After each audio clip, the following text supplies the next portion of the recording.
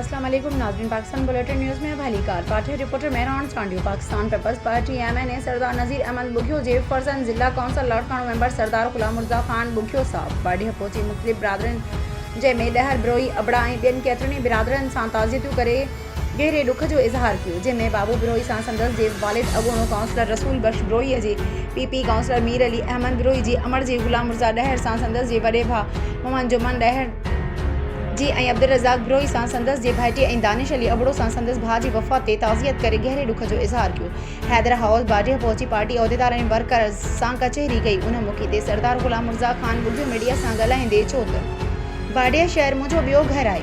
हितां जा मसइला तरजी बुनियाद ते हल करण जी कोशिश करे रहियो आहियां। इंशाअल्लाह जल्द शहर में तरक़ियाती कमनि जो ॼार विछायो वेंदो।